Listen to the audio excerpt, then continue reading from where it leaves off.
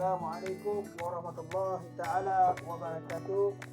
Alhamdulillah, syukur kepada Allah kerana dengan nafas dan kurnianya dapat kita bertemu lagi pada petang ini. Semoga Allah terus memberikan kita kesempatan untuk menuntut ilmu, insya-Allah.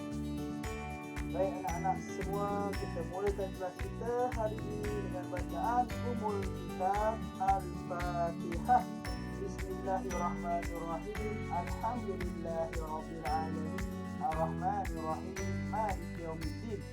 Iyyaka na'budu wa iyyaka nasta'in. Ihdinas siratal mustaqim.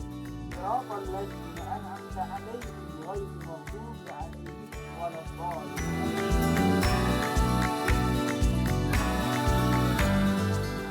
Hari ini kita masuk dalam topik baru, bab baru, iaitu fikih ibadah berkaitan dengan solat berjemaah. Tajuknya adalah solat berjemaah pengingat hati. Boleh rujuk buku teks, muka surat 90. Solat berjemaah pengikat hati. Jadi gambar hari ini pun gambar solat berjemaah. Ada gambar semasa belum PKP, sekarang ada juga gambar dalam PKP penjarakan. Yang mana semuanya hanya merujuk pada satu, iaitu solat berjemaah. Semoga Allah terus memudahkan kita dalam urusan ibadah, insya-Allah. Baik, kita masuk dulu dalam sudutan, iaitu iklan kempen solat berjemaah. Yang pertama, kempen solat subuh berjemaah di masjid. Ada ahli keluarga, jiran tetangga dan seluruh warga Muazzam Shah, ini Muazzam Shah ni. Faham kan? Untuk solat subuh berjemaah. Anak-anak, solat subuh berjemaah tau. Walaupun Islam ni untuk orang lain, kita pun kena ambil juga solat subuh berjemaah. Barang siapa solat subuh berjemaah, seolah-olah dia melaksanakan solat sepanjang malam. Hadis riwayat Muslim. Hukum ke masjid dalam keadaan berlari. Ini daripada perkongsian mufti wilayah Tuan dulu. Sekarang ni adalah pada Menteri Agama. Abu Hurairah radhiyallahu anhu bersabda, daripada Rasulullah SAW bersabda, apabila solat telah bermula, maka janganlah kamu mendatanginya dalam keadaan berlari. Datangilah solat dalam keadaan berjalan dengan tenang. Solatlah dengan apa yang kamu sempat, dan rakaat yang tertinggal itu maka sempurnakanlah. Riwayat Al-Bukhari. Baik anak-anak, so isi pun memberitahu kita nak solat jemaah tu bagus, tak ada masalah, tapi jangan tergesa-gesa. Kenapa? Menghadiri solat dalam keadaan berlari adalah makruh anak-anak. Ia sebenarnya akan melemahkan semangat dalam melakukan solat, dan ia sebenarnya menghilangkan khusyuk serta menyebabkan tubuh badan kita berasa letih. Ada lagi kempen daripada Universiti Teknologi Mara. Jom solat berjemaah katanya. 1 pahala versus 27 pahala. Mana pilihan anda? Jadi kita pun kena pilih yang 27 pahala, iaitu berjemaah. Anak-anak InsyaAllah jemaah. Seterusnya, hadis Sahih Muslim, jadi 1 hadis nombor 0390. Dan kalaulah mereka tahu keutamaan solat isyak dan subuh berjemaah, nescaya mereka akan mendatanginya sekalipun mereka akan merangkak. Kalau kita tahu dia kata apa kelebihan dia, keutamaan solat berjemaah isyak dan subuh, kita akan kita akan datang ke masjid walaupun merangkak. Ada satu kisah anak-anak, kisah seorang buta yang anak-anak, kisah seorang lelaki buta yang datang ke masjid setiap hari, setiap kali waktu solat. Dia pergi ke masjid. Pernah juga dia bertanya pada Rasulullah, ya Rasulullah, katanya, perlukah saya pergi masjid? Rasulullah melihat keadaan butanya, Rasulullah kata apa? Tidak perlu. Namun Rasulullah tanya lagi pada dia, kamu mendengar azan tidak? Katanya mendengar. Bila mendengar sahaja jawapan si buta, lalu Rasulullah kata apa? Pergilah ke masjid untuk berjemaah. Maka beliau sentiasa pergi ke masjid walaupun dalam keadaan buta, sehingga kan pernah berkali tersadum dengan batu dan akhirnya jatuh bergolek, tapi tetap juga pergi ke masjid, sehingga diceritakan bila dia jatuh ada orang menyambut. Belanggar batu jatuh, ada orang menyambut. Sehingga satu hari dia bertanya pada orang yang menyambut, kamu ni siapa? Kenapa tolong saya? Dia kata gitu. Apa jawapan orang menyambut? Saya ni siapa? Iblis, katanya. Iblis tolong dia, supaya tidak jatuh. Nak tahu kenapa, anak-anak? Sebab apa? Sebab bila dia jatuh aja, Allah ampunkan dosa-dosanya.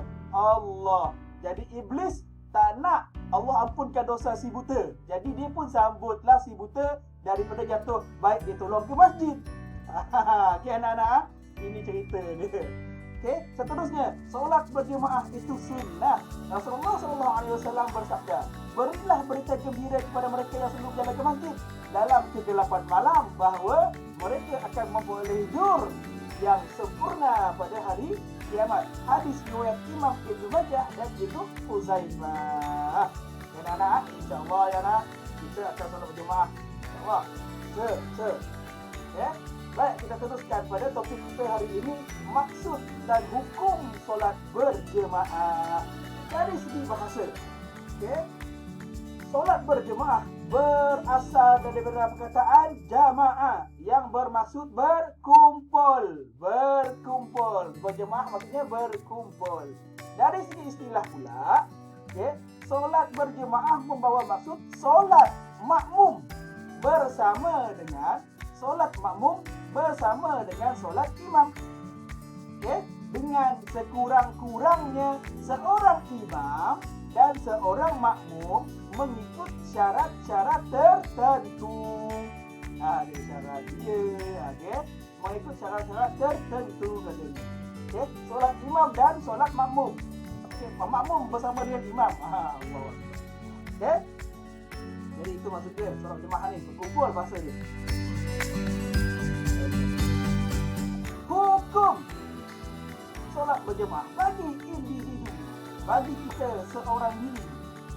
Hukum solat berjemaah adalah sunat muakkad, iaitu menghampiri wajib menghampiri wajib. Bagi komuniti masyarakat pula adalah fardu kifayah. Maksudnya mesti ada orang yang solat berjemaah dalam satu komuniti masyarakat.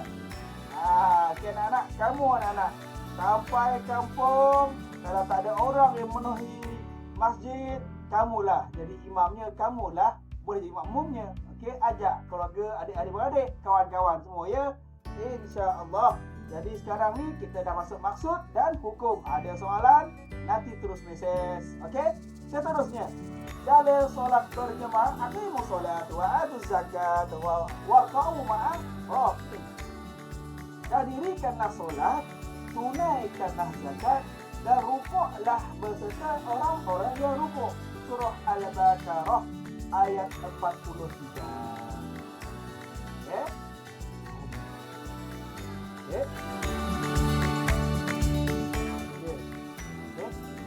Contohnya juga ada surah An-Nisa ayat 102 yang bermaksud, dan apabila kamu berada di tengah-tengah mereka, sahabatmu, lalu kamu hendak mendirikan solat bersama-sama mereka, maka hendaklah segolongan dari mereka berdiri, yakni solat bersertamu dan menyandang senjata. Kemudian mereka, apabila mereka yang solat bersamamu sujud telah menyempurnakan satu rakaat, maka hendaklah mereka berpindah dari belakangmu untuk menghadapi musuh. Dan hendaklah datang golongan yang kedua yang belum solat, lalu solatlah mereka denganmu. Ini perintah Allah untuk berkaitan dengan solat. Pentingnya solat ini kita perang ni. Sekejap kita lihat sekejap. Kita sambung. Seterusnya, syarat menjadi imam. Yang pertama, boleh membaca Al-Fatihah dengan bacaan yang betul. penting Al-Fatihahnya anak-anak. Setiap rakaat kena baca Al-Fatihah. Surah lain tak apa boleh skip. Al-Fatihah tak boleh. Faham? Tak sah. Boleh baca Al-Fatihah dengan bacaan yang betul. Yang kedua, imam lelaki adalah untuk semua makmum, tak kisah lelaki dan perempuan. Manakala imam perempuan pula hanya boleh untuk semua makmum perempuan. Okey. Yang ketiga, makmum meyakini sahnya solat imam.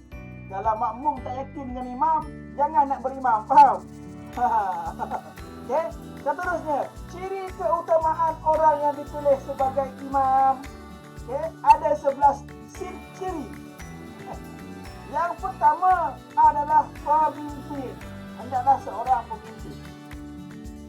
Okey. Kalau dalam satu jemaah tu ramai, ada ramai orang. Okey. Orang yang pertama kita kena pilih sebagai imam adalah dia adalah seorang pemimpin. Wajib ke? Okey, pengetua ke? Ketua kampung ke? Begitu maksud dia.